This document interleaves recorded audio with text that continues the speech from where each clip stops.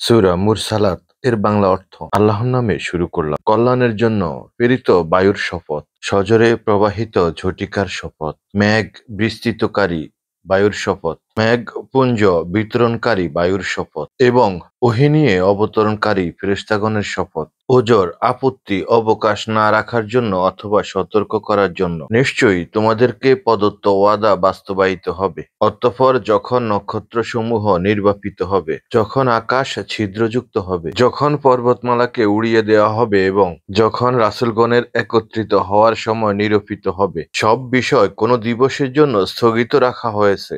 বিচার দিবসের জন্য। আপনি জানেন বিচার দিবস কি? সেদিন মিথ্যারোপকারীদের দুর্ভাগ্য হবে। আমি কি পূর্ববর্তীদেরকে ধ্বংস করিনি? অতএব তাদের পশ্চাতে প্রেরণ করব পরবর্তীদেরকে। অপরাধীদের সাথে আমি এরূপ করে থাকি। সেদিন মিথ্যারোপকারীদের দুর্ভাগ্য হবে। আমি কি তোমাদেরকে তুচ্ছ পানি থেকে সৃষ্টি করিনি? অতঃপর আমি তা রেখেছি এক সংরক্ষিত আধারে, এক নির্দিষ্ট কাল পর্যন্ত। অতঃপর আমি পরিমিত আকারে সৃষ্টি করেছি। আমি কত সক্ষম স্রষ্টা। সেদিন মিথ্যারোপকারীদের দুর্ভাগ্য হবে।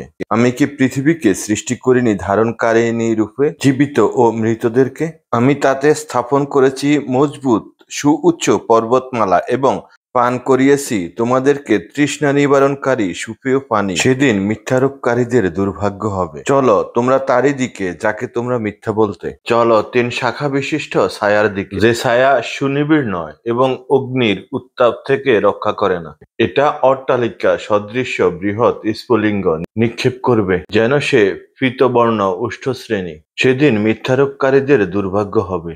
এটা এমন দিন যেদিন কেউ কথা বলবে না এবং কাউকে তওবা করার অনুমতি দেওয়া হবে না। সেদিন মিথ্যারোপকারীদের দুর্ভাগ্য হবে। এটা বিচার দিবস। আমি তোমাদেরকে এবং তোমাদের পূর্ববর্তীদের একত্রিত করেছি। অতএব তোমাদের কোনো অপকৌশল থাকলে তা প্রয়োগ করো আমার কাছে। সেদিন মিথ্যারোপকারীদের দুর্ভাগ্য হবে। নিশ্চয়ই খোদাভীরুরা থাকবে ছায়ায় এবং শ্রবণসমূহে এবং তাদের বাঞ্ছিত ফলমূলের মধ্যে।